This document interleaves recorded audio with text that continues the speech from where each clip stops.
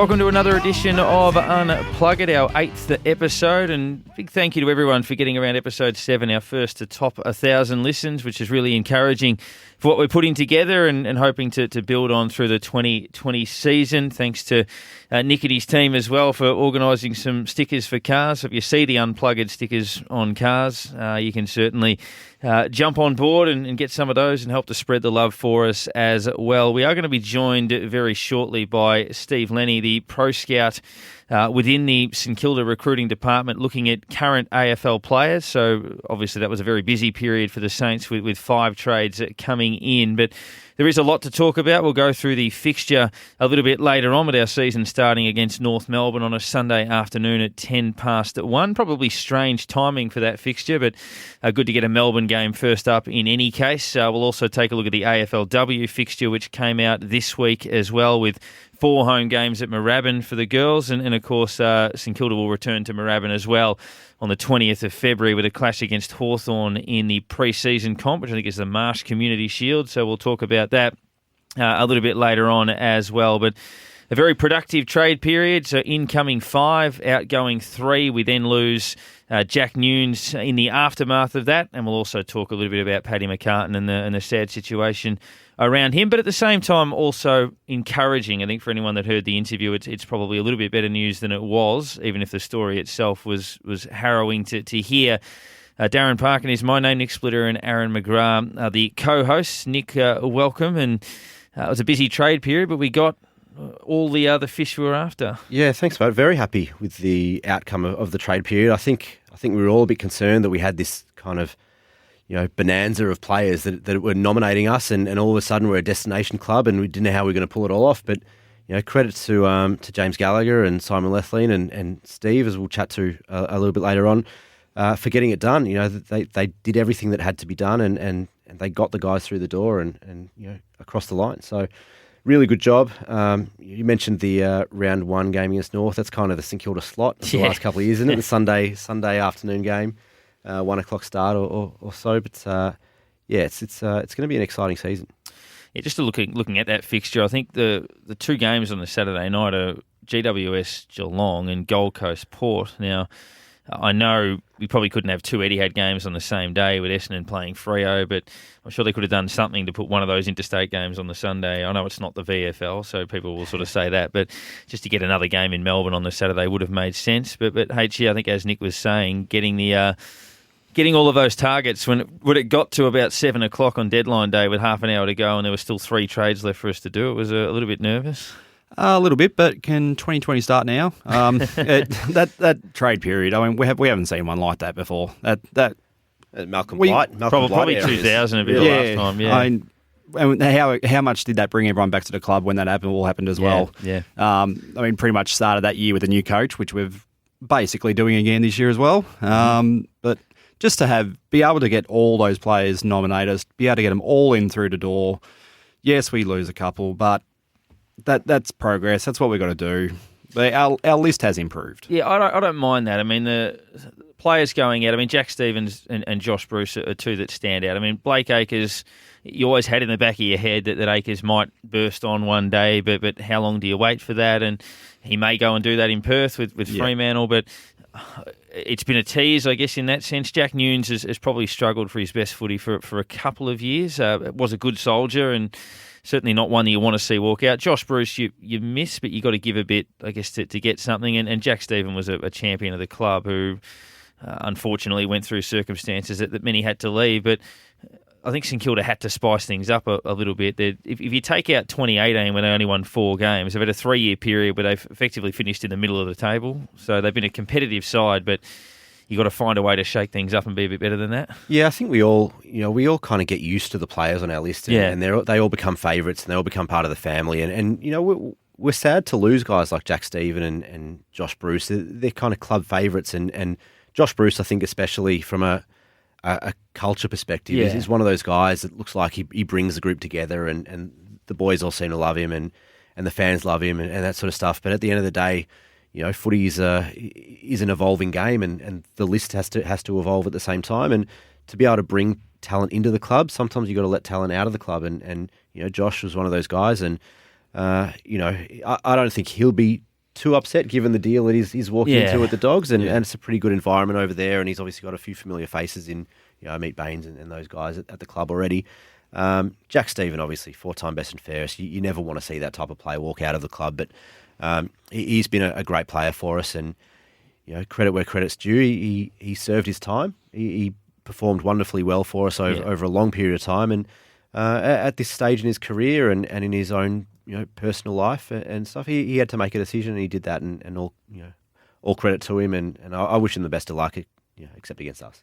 Yeah. I'm sure if the Bulldogs podcast offered us a better contract, we'd walk over too. But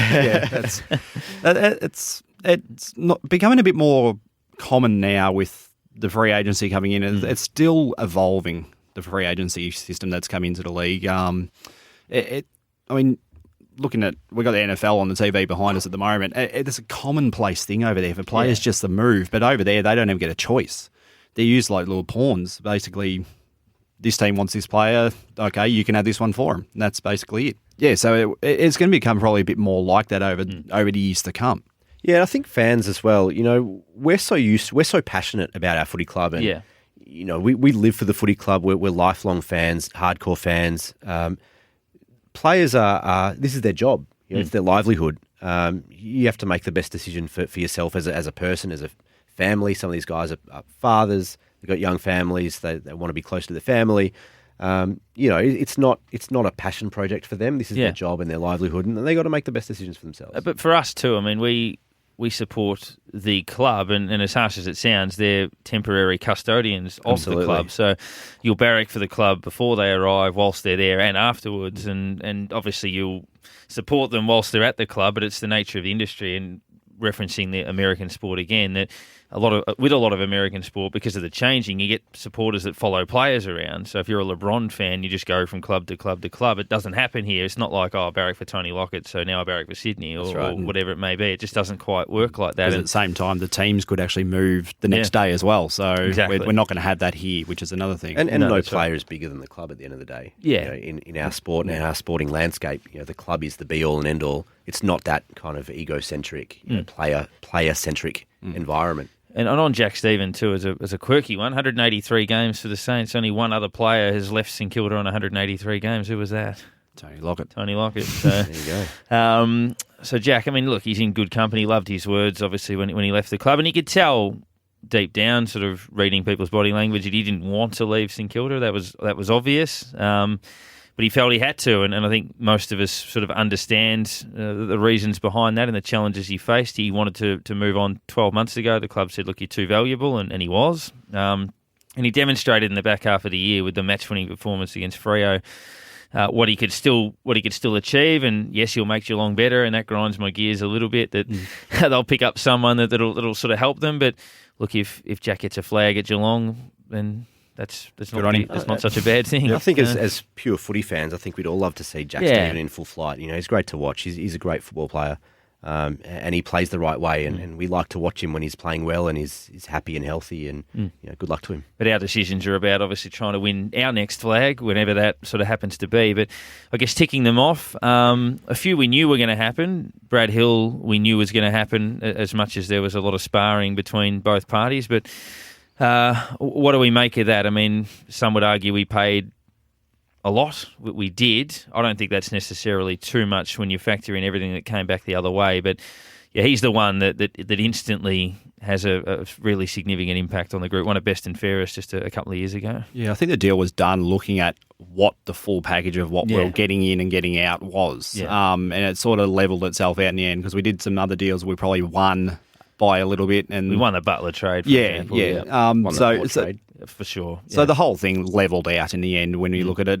We can't really single out that trade as a loss, because we did what we did to get him into the team. I think when you look at the assets that we went into the trade period with, and you look at the outcome of that as a whole, I think we've done incredibly well. To bring in the calibre of Brad Hill, of Paddy Ryder, Dougal Howard, and then you get Zach Jones and Dan Butler as well. I think, we know that you've got to give something to get something, and Brad Hill is an elite footballer. We knew that we were going to have to pay overs because he had 2 years to go on his contract. But I think we mentioned in the very first podcast that we did that he is the exact type of footballer that this club needs and has needed for a while. Foot skills, pace through the middle, has that X factor and does all the things that we're lacking. And to put it in perspective, so we started with pick 6. We knew that we were going to have to lose that to get Brad Hill. We were able to turn that into Ryder and Howard and still have a first rounder and use that to get Hill anyway. So you end up with Ryder, Howard, Hill from that starting base of pick 6. Obviously, there are other pick 6 changes along the way, but for people who look at it and go, oh, pick 6 and all of this other stuff for Hill, I'm like, well, we also got Ryder and Howard effectively with that exact same selection. Absolutely, and still managed to keep our first rounder for next year as well, which I think everyone kind of thought, especially once the Ben King contract was signed, I think everyone kind of expected that next year's first was going to be on the table for the Hill trade, and to keep that is really valuable. I wouldn't worry about, to say contracts are signed, either he, and this is not about sort of pillaging other clubs, but he either serves out that contract and is available or he breaks the contract anyway. All the contract does effectively is gives the Gold Coast more bargaining power, which would mean we might have to pay a little bit more, and stops the talk during the season. So Ben King doesn't have that floating over his head for the entirety of the season. And I think Gold Coast would be paying incredible overs for the next couple of years to have him signed. And like you said, it doesn't necessarily mean that he doesn't leave Gold Coast. I'm sure we still have that conversation next off-season and the following off-season, potentially through the season as well, depending how things go. But look, Gold Coast would be paying him a fair amount to have signed that contract for the next couple of years. And if we want him in a year or two, we'll have to do the same. Yeah. And you find probably most Victorian teams will be asking the question too if he does improve again and on top of what he's done this year. The asking price then goes up again. So obviously step one is that we want Max on the park and playing well and demonstrating what he's capable of, and hopefully he's playing at Moorabbin on the 20th of Feb. It'll be a nice one. But Ryder and Howard. So Howard, obvious tick, a long-term defender, hopefully. I know Kane Corns was obviously a big rap on him and didn't like it from a Port Adelaide point of view. Paddy Ryder is, I think, 34 or thereabouts at the start of the season.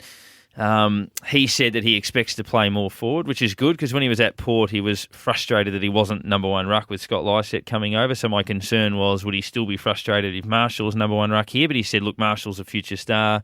I accept he's a number one ruck. I'm the understudy. I'll play a bit forward. And I like that a lot, because you don't want Marshall almost having a gap year where he plays at centre-half forward. He can be a good forward, but you want him to play, I would think, at least 50% of his footy in the ruck. Ryder's there to be his on-field coach. Yeah, basically, right. He'll be the amount of talk he'll be having with him while they're on the field.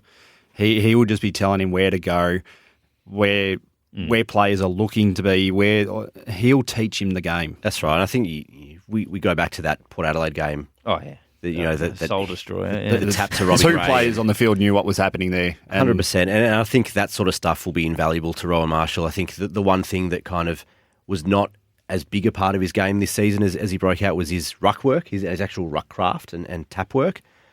Paddy Ryder's going to be a great coach for that. It's funny, if you talk about if you could get into a time machine and go back to any point in history, people are like, I'd go back and, whatever it may be, sail on the Titanic, go and, do this, do that. I would stand on the 50-metre line in that game at the front of that contest and just stand in the way. Dragging Blake Acres up to there. Where just stand there. Nice bump on Robbie Gray as he comes up to the stand contest. there. So he's either got to step around you or kick the ball earlier. Yep. Win the game and probably play finals. But, that's right. That's where I'd go. But Dougal Howard. So how do we structure that defence now, do we think? So Carlisle fit, Robertson looks pretty fit, Wilkie had a great year. Probably means Battle moves, I imagine. You'd think that Battle's the one that moves forward. I think any of those guys would be hard-pressed to miss out on a spot in the best 22. Someone might. Someone might have to. Yeah. But I think Howard was one that kind of came out of the blue halfway through that trade period. Really promising type. I think he destroyed us. That game in China. Could Battle potentially turn into that bigger midfielder? He could. He's something we've talked about. He's got the body size, but he's tank reasonably quick and he can run all day. So he could. When you got another team who's got that bigger midfielder like a Cripps and that sort of thing, he may move in there just to try and negate them and go back the other way. Webster Geary in defence too, and that have both hardly played. So it definitely squeezes Battle out, I would think, as good as he was. Yeah, he was good. Yeah. I think he proved that he can play consistently at that level. But I also think that it will help. He's a natural forward. Yeah, he is. I think that year learning defence and how to read the play from that side of the ground will help him in his forward craft and reading the ball from a forward's perspective. And obviously, probably be a fairly new look forward line next year with Membry, King, and potentially Battle and Rowan Marshall spending more time there. St Kilda have had 2 players win the Rising Star Award. Both of them won it as defenders, and they were Nick Rewalt and Justin Kaczynski. Yeah, that's right. Who obviously ended up going forward after that point in time. Dan Butler, sort of like that. I'm one who thinks that. So he started in the premiership year in 2017, and I thought he was Richmond's best small forward through 2018 until he got injured. He did a hammy in about round 18, missed the rest of the year and didn't play finals either, and then struggled to get back into the side because they had Sydney Stack and obviously Castagna and Martin resting forward and all of these sorts of players. But I think for at least a 35-game stretch, he was Richmond's best small forward in a good team. He's just been squeezed out. Yeah. That's as simple as it is, I think. And he's just looked and gone, okay, opportunity, where can I see it? And likes to look of what we can offer him and said, all right, well, give me a go.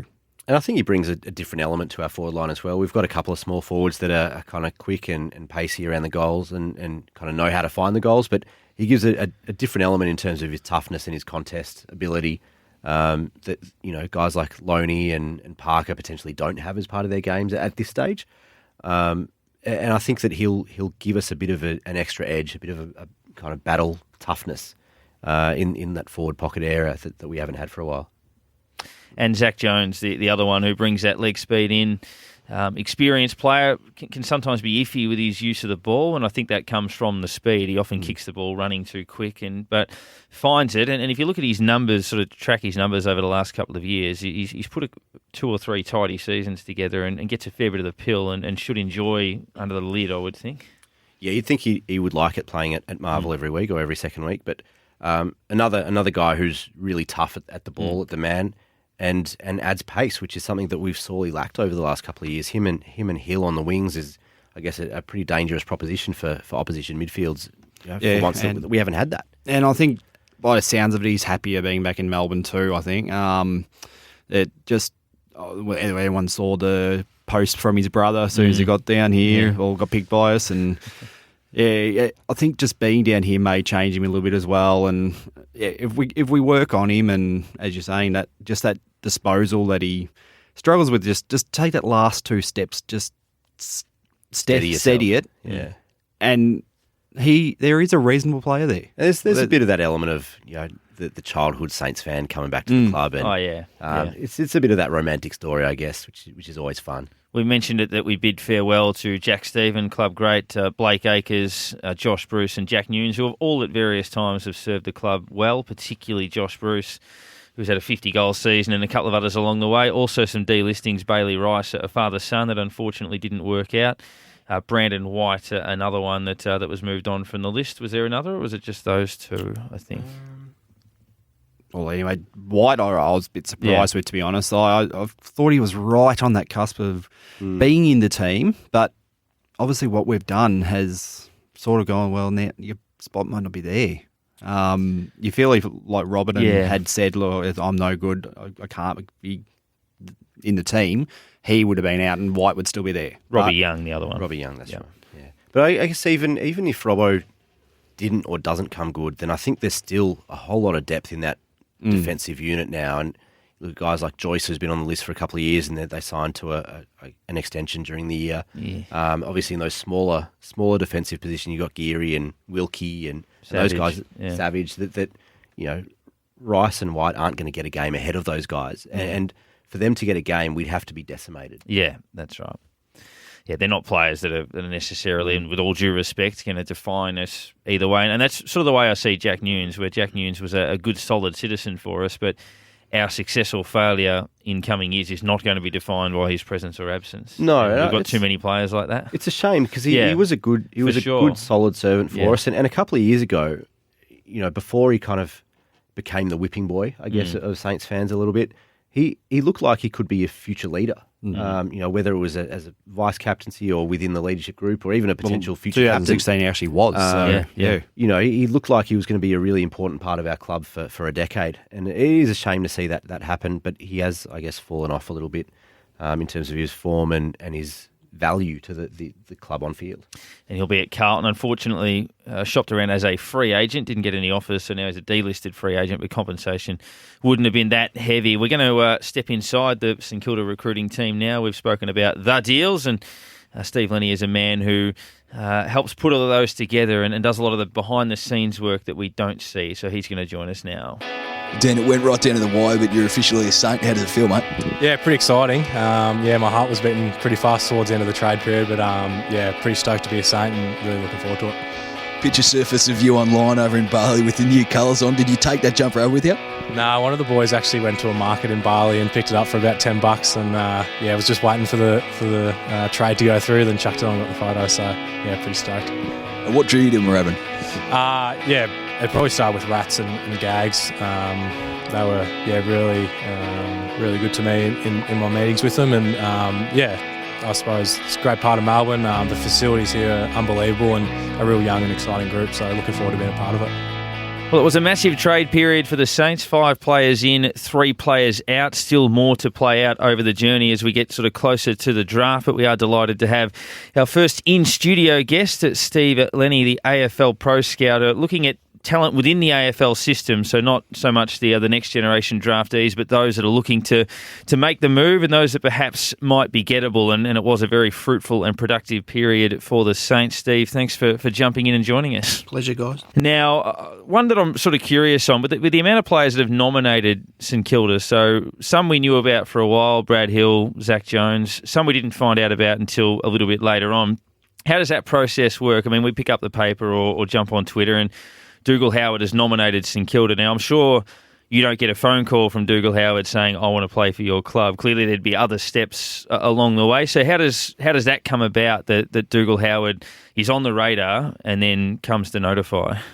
Well, every player is different. It's some of the players are in contracts, some of them aren't in contracts. So James Gallagher is always in contact with the managers during the course of the year, and we will have identified the type of player that we wanted, probably 12 months out for the list needs. So then you just stay in contact with the managers, and if they're in contract, sometimes the managers bring them up to you, or you ask about them, and they might say, he's looking to move, or so forth. That's probably the general rule of thumb, is that James just stays in contact with the managers most of the time. Basically, who really gets like the last say in who we pick up and how we're going to deal with them coming in and all that sort of thing? Well, it's all done through list management. We have our list management meetings probably every 3 weeks. Players are discussed, positions are discussed, strategies as discussed as far as going forward, all that sort of thing. So it's not something it's generally a consensus, what we need to get, what's available. One of my main roles is to make sure I identify the right types of players that we're looking at, and the type of players that will help us in the future. So, I'll bring up these players, James will bring up players, and then we'll discuss who's the right fit, and then we'll go to work and do the work on the players. So you mentioned identifying those kind of main players that we target. Who kind of comes up with the requirements for the type of player? Is it James Gallagher or Simon Lethlean that says we need a wingman that's 22 to 26 years old, or kind of how does that process work? Well, it's a list management strategy that you sit down and work out where you need to take the club, what you need to do with the list, and your strategy then's based around that. So you're trying to fill certain needs, and really the Pro Scout part of it and the trade period part of it is filling the gaps. When you get to the draft, it's bringing in talent, really. So we identify the gaps in our list, where we need to get better. There's input from the coaches. And we make a decision on the type of player that we need to get. And then we group that type of player together and go and do the work on them by watching them play, yeah.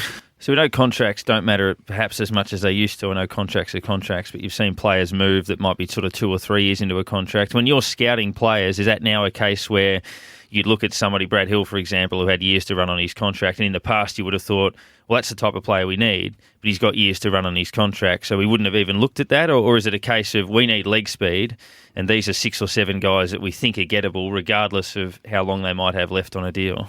Yeah, generally, look, the contracted players are generally not on your target lists, but you're actually watching them. You know, part of my role is to make sure I'm over the top of every single player in the competition, because quite often you'll start the year off with a target list of players that you need to fill your needs, and you'll be watching the other players at the same time. But then maybe halfway during the year, a manager will call Gags or James will speak to some of the managers, and they'll say, look, you know, this guy wants to get home or whatever, and then therefore you jump on board and start doing the work from that point of time, as long as that person fills the needs that you've got.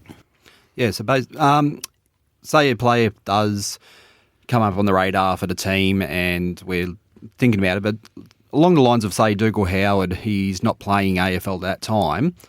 If you don't think he's going to get another game, that sort of stuff, do you personally fly it yourself, or do you get someone to go get vision, or how do you go view what he's doing at that point to see whether, yes, he's going to fit into the team? Yeah, Dougal's an interesting case. We've been following Dougal for a couple of years. We really like Dougal all the way through. We knew he was a contracted player.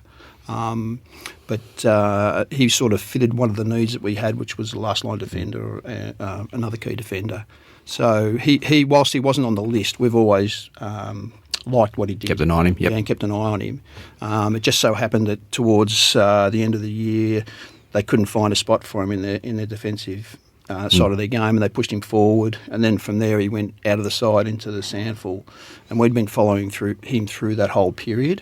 So it sort of, a few things fell into place. So then we were able to sort of take the opportunity to get in contact and find out what was going on. And Yep. Where do you see Dougal's best footy? I mean, obviously he's been used a bit forward, a bit back at Port, and he's kind of, you know, in the media they talk about him being a swingman and that sort of stuff. As kind of the guy who's charged with watching him and kind of creating the dossier on this guy, what's your view on what his best position is? Well, we've got him to play down back as a key defender. He's got some fantastic attributes of speed, agility, his athletic abilities, his ability to mark the footy and then spoil the footy as well. So he fitted that purpose for us perfectly. We know he can play a little bit forward. Doesn't get as much of the ball forward, but he can take a really good contested mark and hit the scoreboard. And he has played a little bit in the ruck as well. Unfortunately, he did his knee when he did, but I mean, he has played in the ruck. So he's a very versatile player. So he fitted a need for us absolutely down back, and that's where we see him playing.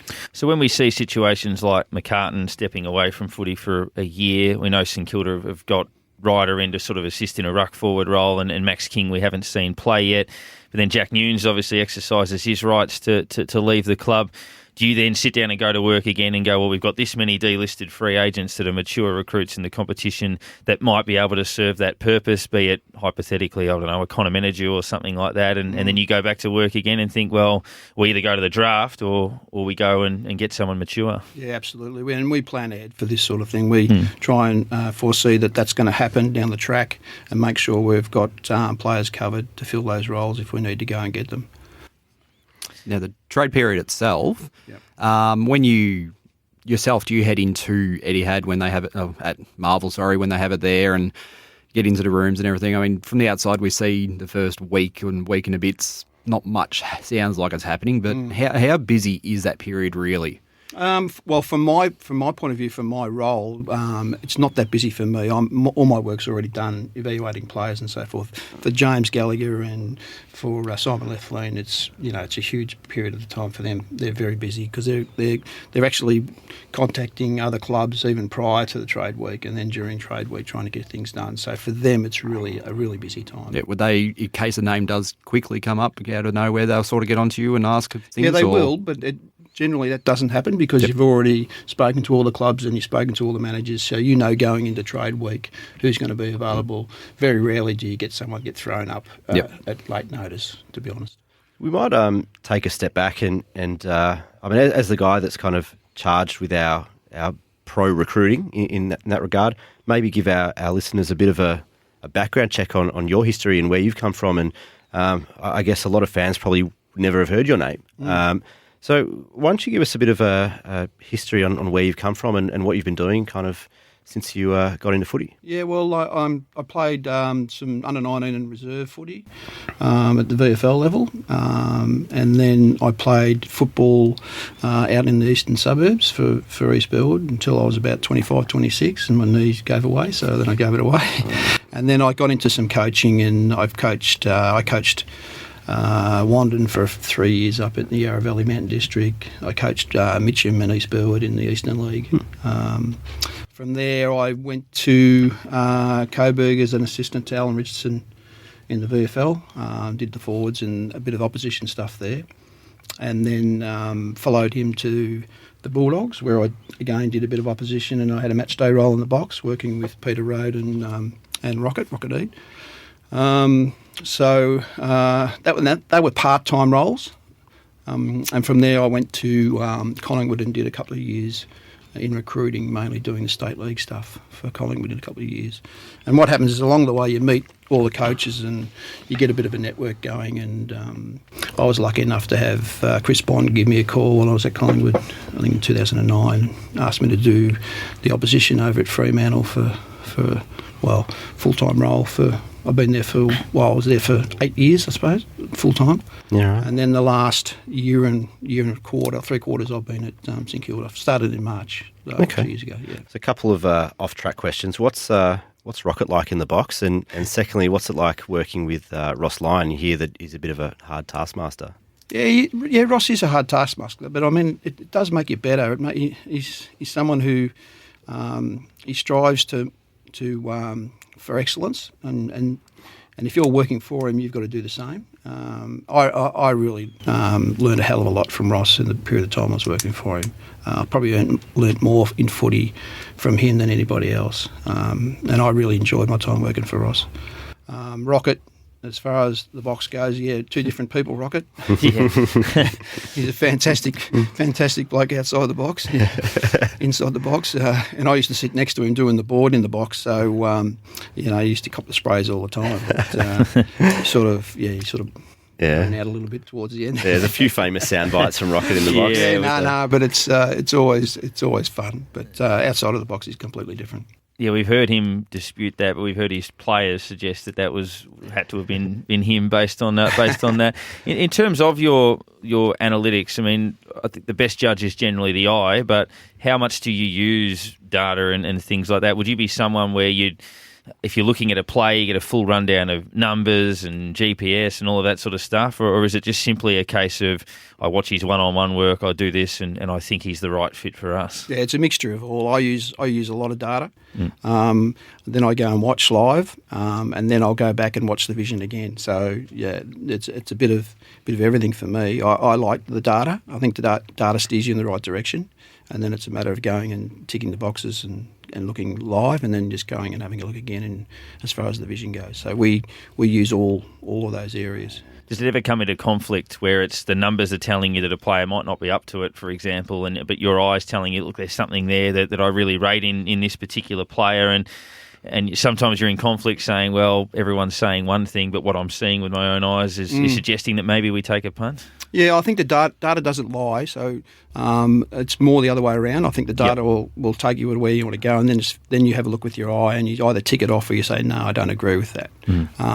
Because there can be, there's data and there's data, and how you use that data is really important. But yeah, I use it quite a bit and then follow it up with what I see. So the club brought in Darren O'Shaughnessy at the start of last season to head up a new analytics department.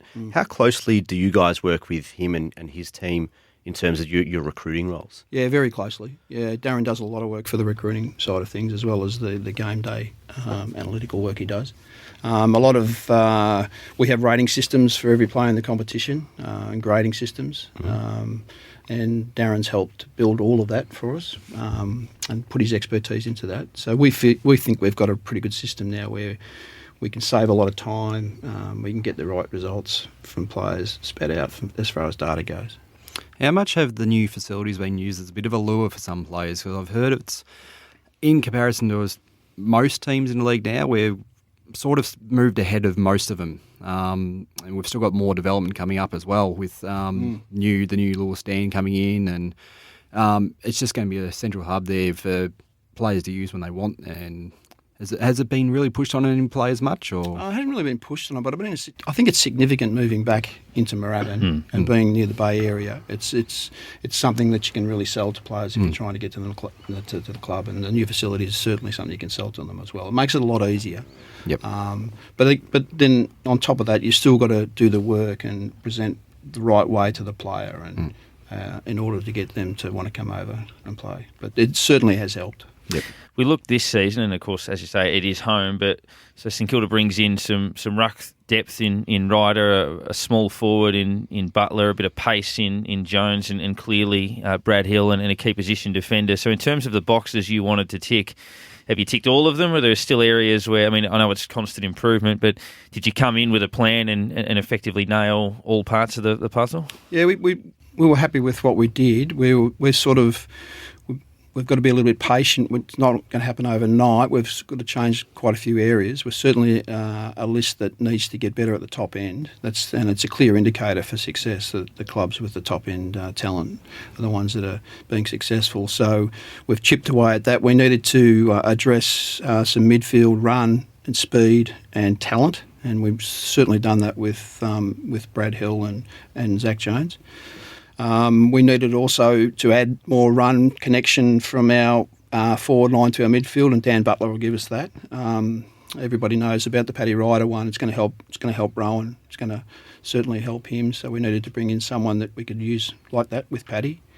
And of course, as I said before, with Dougal, we sort of looked at a last line defender or a key defender as being critical going forward, especially with getting some older players in on the list. So with a player going out, so Jack Stephen nominates Geelong. In the end, it's for a pick. But when that becomes apparent, so Jack Stephen comes to the club and says, I want to go to Geelong, does the club go to you and say, if we were to get a player from Geelong, who best serves our needs? So if we need speed or youth, who are 4 names that we could put on the list for them and say, this might get it done? Is that sort of something that would happen? Yeah, not really like that. It'll be that I'll identify that that's a club that's looking at Jack, and I'll just make sure I've done a bit more work on that whole list, so that if they do offer up anything, that we'll be over it. But it's not generally just sort of we'll narrow in on any particular type of player. It's just mainly knowing that their list from inside out, see if there was anyone to come available. As someone whose role it is to analyse footy talent and AFL lists, where do you see ours sitting now as compared to 6 weeks ago? Well, we certainly in this long-term strategy has been to get in some high-level talent, and also at the same time we don't really want to be getting any younger, and we certainly thought we addressed both of those needs. So I think we'll be a little bit better. I think what you'll see from the Saints is in maybe 2 or 3 years will be the time that we'll be looking at trying to be successful. But I mean, it's early days. We're certainly going to improve a little bit. We're going to add a little more depth and be a bit more pressure on players to perform. But I would think that we've got to be a little bit patient. We expect this to be a little bit better, but we're not getting over the top with it. It seems like adding that experience and bigger body has been a clear strategy over the last couple of years. Is that something that has kind of been part of your roles to identify those bigger bodies and stronger guys? Yeah, and I do a fair bit of work on other lists as well, where they all sit age demographic, games demographic.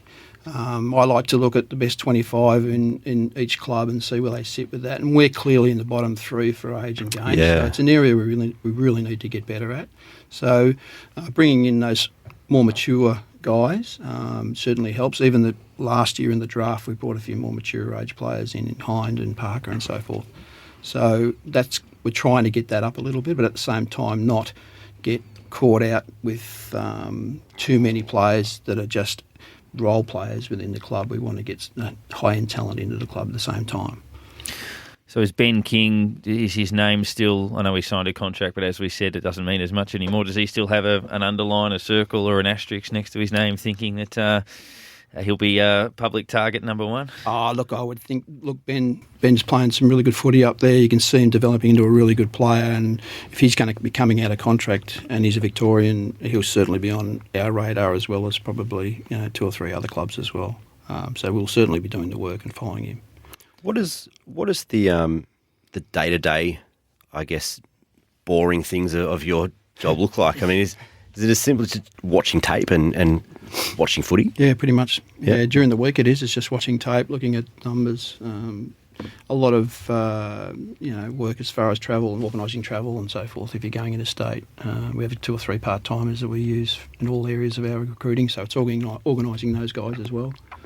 But yeah, most of the time it is coming in, having a look at the numbers, going to the vision, making sure you do the vision, cutting edits, putting packages together, doing all that along the way during the week. And at what level does, I guess, a player's character come into it, or is your role pure talent, skill level? No. The character comes into it, but I mean, we've got a pretty good team of recruiters down there, and it's not just me. It's everybody gets involved with that sort of thing, if that's the case. So it's good to get feedback from others as well, not just me. I might have a contact that might know somebody or something, but one of the other boys in the recruiting department might have one as well. So we'll use all the other guys as well in that area. Yeah. And game day, do you have much of a role during the game? Or No, I don't. Don't do anything? No, I don't do anything game day. I'm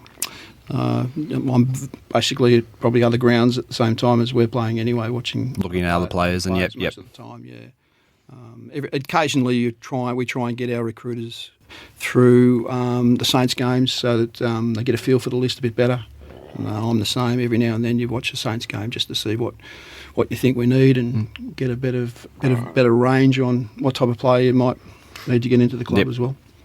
So the final one for me, and that's a good point. I was going to bring that up as to how much of your own side do you have to watch in terms of identifying that. But what is more pressure? You spoke about being on the board in the box with Rodney Eade and people like that. Do you prefer it sort of now, or would you? I guess do you miss a part of that sort of game day role that you've had?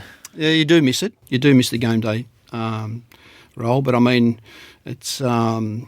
I think week to week, when you do the opposition and stuff like that, there's deadline to meet, and it's quite a stressful role. Whereas recruiting, you've got really a full year to get things right, and it might be the biggest deadline you might have might be 2 or 3 weeks. Whereas when you do the box roles or opposition roles, it's a week to week proposition as far as getting everything done and ready to go, and got to make sure you got everything right. So that's probably a bit more pressure involved with that. Well, the proof will ultimately be in the pudding, but St Kilda identified targets. They got them all. You've left, certainly at this point, a very satisfied supporter base with the work over the last few months. So well done on all of that, and good luck going forward. Hopefully it does generate rewards, but thanks for giving us some insights. No worries. No problem. Thanks very much, guys. Thanks, Steve. Now they've got a chance. Back from Fletcher it comes again. Morris kicks long to half forward. Low. Causing major problems. Here's another one. This will be Winmar. The Saints are alight. Good to catch up with Stephen Lennie there, and that piece of audio you heard was the last time we played Hawthorn at Moorabbin. It was round 4, 1992. Tony Lockett kicked 6 in that game. It was our final season at the venue, and the Moorabbin, as always, was pumping. A great win against the reigning champs, and St Kilda will return to Moorabbin on the 20th, or before that with the AFLW, but on the 20th of February they'll take on Hawthorn again on a Thursday night, and I think most St Kilda supporters listening to this that are in and around Melbourne will try their hardest to get there. I'll certainly be blanking that night out, and being at Moorabbin of the younger vintage, who didn't get to remember too much about Moorabbin in the early days, but it is terrific to be back, H, and taking on Hawthorn, another traditional Victorian side. Should be a great night. Yeah, it'd be nice to see some of the new players out there having a go. I mean, obviously we have no idea about our new recruits yet in the way of from the draft, whether any new players come from another team as well on top of that. But yeah, King getting out there, just having a quick run, and Ryder I don't think would have a game. Starting off, it'd probably be maybe not. Yeah, probably start a little bit later on. Of course, the other one's in Morwell against Collingwood. So that's another good to have 2 games in Victoria. So whether he plays the more home game instead of travelling out there, who knows? But just to get back out there would be great to see. It'd be nice to get a good crowd there, and Should be a belter, a nice night. And you talk about thinking about the AFLW as well. St Kilda actually played there the following night as well. So a double header would have been nice, but Would have been nice. yeah. Because Hawthorn don't have a side, but they do have a VFL side, so we could have played them, or we could have played another AFLW because they're into team. the season Certainly. though. That's right. But yeah, it's great to see. I mean, I'm curious to see how they set it up now because there's no seating like there used to be with the grandstand. Not yet. They'll fix that up. But yeah, Nick, we're all there for Spud's funeral, unfortunately, not that long ago, and sort of thinking about memories of football there, and we get to live some. Yeah, it's exciting. Like you, was kind of there for the tail end of that Moorabbin journey, and only have kind of limited memories of those early days in my footy journey. But it is super exciting. It's always been somewhere that I've felt really connected to as a St Kilda supporter. I'm lucky enough to live not far away, just off South Road in Oakley South, and I'll be there for sure. I'm hoping to head to a few of the AFLW games there as well. I signed up for my membership yesterday.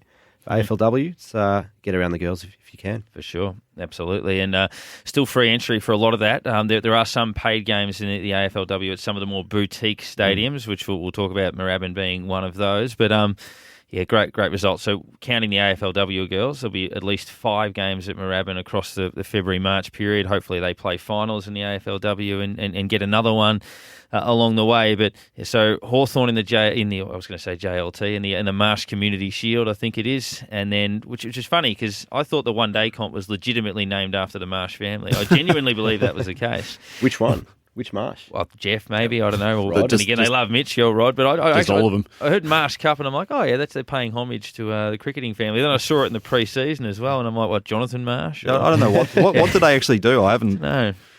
Maybe that's the thing. They want people to Google them. But yeah, exactly. Google Marsh. It might come up with anything. But then they play Collingwood at Morwell. Morwell usually gets a game.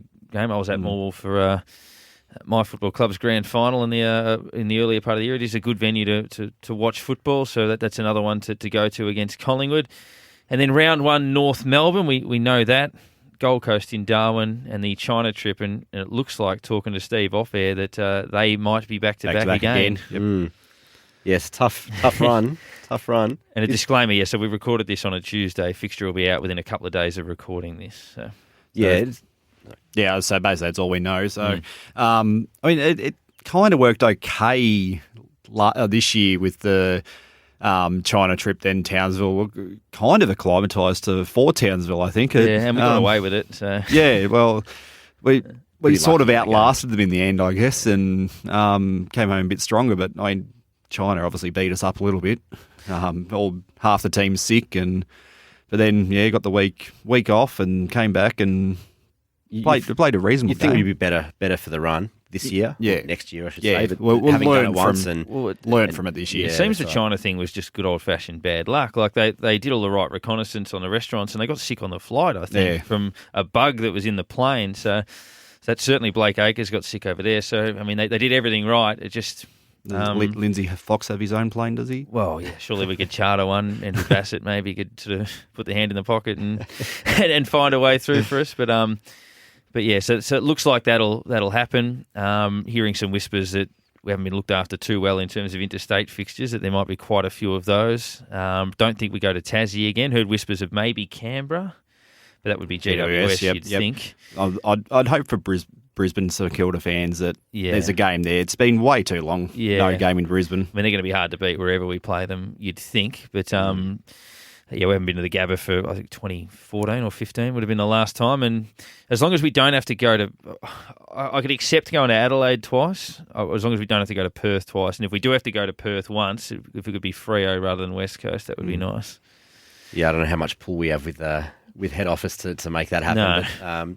But, look, I think we've been hard done by a couple of times in some of the scheduling with the 2 Perth trips, 2 Adelaide trips for a number of years. But we'll see what happens. I don't know what the Friday night situation is for us. It'd be interesting to see what happens there. We haven't been publicly ruled out, so hopefully that's something. Hopefully, good sign. Whispers Carlton don't have any, but they've got the Thursday night to begin the season, so they've got a big game. Interesting, given the hype around them and kind of the state that their list is in and the youth and how exciting they are, Paddy Cripps and those guys. But It is interesting if that is the case that they haven't been given a Friday night game, because you'd think that the AFL would want to use that as kind of a whether they've got card. Their first Richmond game, whether they've got one of the other Thursday games between the bye rounds though as well. Potentially. I mean, they could have two, prime time for Thursday games. Yeah, that's true. So, I guess I'll probably give Essendon 15 blockbuster games a year, despite being the worst performed Victorian side of the last 20 years or so. How many days since they won a final? It'd be edging towards 6,000. Yeah, it would be. It would be edging towards 6,000. I think we've actually, believe it or not, despite our lack of success, we've won 7 finals in that time. Yeah, I think so. That they've that they've had to wait. So yeah, quite. I do love that Twitter account. That's brilliant. long may that continue, I think. But AFLW, we've had the draft and. Pretty good haul for St Kilda. We said so 4 games at Moorabbin for St Kilda. They'll also play at Victoria Park and they'll also play at Princess Park. So for traditionalists, that's a great result. But just with the draft haul, Georgia Patrikios, who won the Vic Metro BNF, came in at pick 5, also won the Championships BNF. We got Rosie Dillon from the Box Hill Hawks at pick 24. Nicola Zenos with pick 27 from Oakley. Tani White is a Queenslander with pick 30. And Tamara Hill, another Box Hill Hawk, at pick 33, a lot of midfielders amongst that group, and then Hannah Priest from Norwood at pick 41. So, I believe Dylan won the Hawks yes, Best and Fairest too. Yes, correct. Yep. So, looks to be a reasonable squad with Peter Searle at the helm. Yeah, certainly the draft haul is more impressive than the picks that we have for the men's team. But it certainly looks like an impressive list that they've put together. Obviously performed really well in the VFLW this season, played finals in their first year in the competition. But yeah, I mean, again, it's going to be really nice to see red, white and black running around at Moorabbin and like you said, Vic Park and Princess Park. We've seen some lower league competition played at Moorabbin over the last kind of 5 years or so, but it's going to be really nice to see that red, white and black jumper running around again. Such a lower level that even we played there, I think. We did. At one point many years ago, so the Western Bulldogs in round 1 of the AFLW at Moorabbin for the Saints, which is on the 8th of February, I believe, or at least on that weekend. So that's a nice one for us to start with. So a Moorabbin start for the pre-season and for the AFLW. So and you can pick up memberships. I think it's $60 for the AFLW girls, which is pretty good, and just $30 for juniors. And as I said, most games are free. Not all of them are free, but it is a great way to support the club, particularly if you're going to get to multiple games. And the good part about the fixture for the Saints is that you can 6 of the 8 games are here. They've got 1 in Adelaide and 1 in some far-flung part of Western Australia, because West Coast, I think, are playing home games at 5 venues or something. Mineral Park or something in Perth or something it's called. Mineral Park makes it sound like it's in Broome or something, but it's probably not that far. No. But, given our AFL fixture, they'll probably play the Adelaide and the Perth games consecutively. But so that's the AFLW wrap. Paddy McCartan spoke on SEN during the week, and I don't know about you guys, but I think most of us were resigned to the fact that he would probably never play again through most of the back half of the year, but it sounds like some pretty positive news. I'll play a couple of audio snippets where he talks about having spasms in his eye, which were caused by the accumulative concussions, and it was affecting his sleep and things like that. And apparently doctors have said that is fixable. So that's the biggest issue affecting him in terms of headaches and light and sound, and that can be fixed over an 8 to 10 month rehab period. So he's off the Saints list. He'll rehab with the club. He'll train with the club. He'll be paid by the club. And then hopefully, all things going to plan, he can come back. You've still got that nagging fear in your head that what if he gets knocked out in his first game back? Jordan Lewis type hit. But he's a determined boy, and I think he'll get the support of everyone in this fight. Yeah, and I think if he comes back, he probably... I don't know. Does he play a year in the lower level first? I think he kind of needs to change his game up. That's the one thing I've been really saying along the lines. He grew up playing against kids who most of them smaller than him and stepped into the AFL, but he just hasn't changed the game to protect himself in. He's very much an old fashioned forward. Yeah, kind of the big body. Yeah, want to bully your defender. Yeah, but he just hasn't been able to protect himself from those knocks, and the last few haven't been that big. Some of them have been so innocuous, a little shoulder here and there, or clip the ground and that sort of stuff. Nick Rewalt's spoken a lot about how you protect your body when you fly for marks, just with your arms. You almost tuck your knees in and with your elbows and stuff like that. And he is a bit kamikaze. Max Hudson used to be a bit that way back in sort of his career. But yeah, I think, and the concern is that if Paddy gets right and puts himself into the draft, that anyone can take him. But I honestly don't think that would happen. I think clubs would respect the work that's been done and respect the wishes of the player to get to a club. You usually, Simon Lethlean didn't want to say that the other day because I think it amounts to draft tampering. But yeah, if he's fit, he'll get back to us. I think, look, it's a really devastating story, and forgetting the football side of it, he's a young man. Correct. For the last year and a half, has struggled to even go out and have breakfast at a cafe with his girlfriend or with his family. Can't go out and have beers with the boys, and all that sort of stuff that a normal 21, 22-year-old kid is going to want to do. He hasn't been able to enjoy his life and the lifestyle of being a rock star AFL player. He hasn't been able to enjoy that at all. And he hasn't been able to do what he loves doing. So I feel really sorry for him. He's obviously a really high character kid as well. Yeah. He speaks really well. He's obviously really passionate about bringing awareness to concussion issues, and I think he's been really brave in speaking out about some of the issues that he's faced over the last 12 to 18 months. And I think that's one of the roles that he'll cover with the club over the next 12 months, is that he'll kind of be an ambassador for concussion issues and other concussion victims, as well as kind of the diabetes stuff that he's working through as well.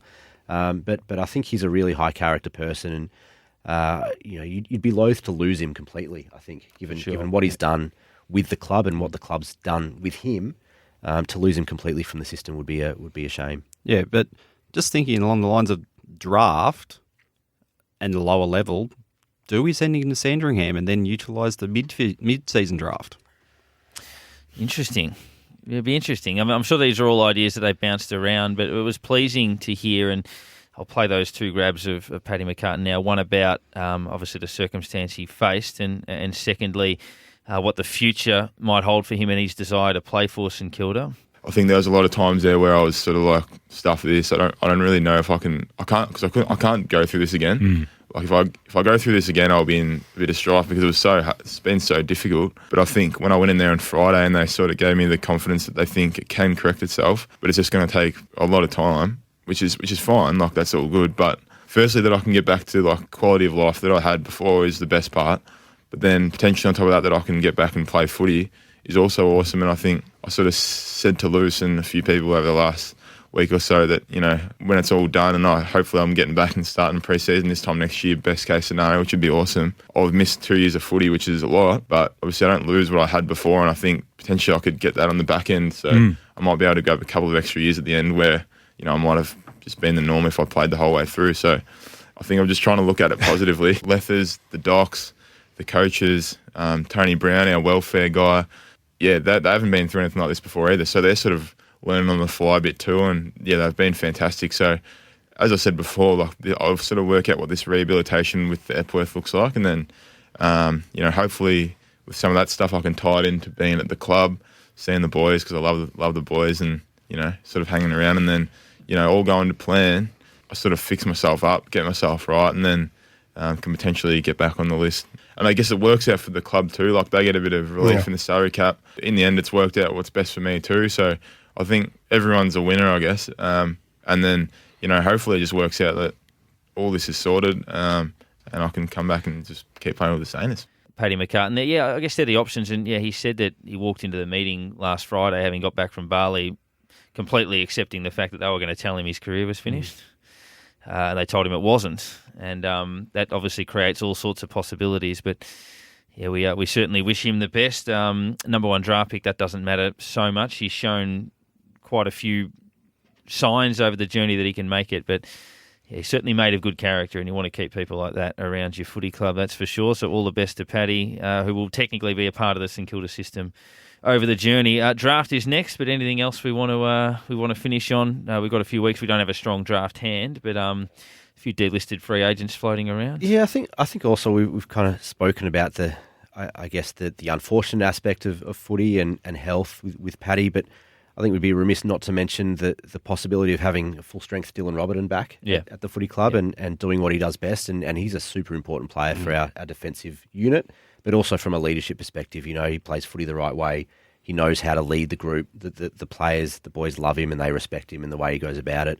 And he's a really big in. I think someone that kind of gets forgotten a little bit. Yeah. You look at the way we broke down when he finished. And the back line just looked like there was a huge hole as soon as he was gone.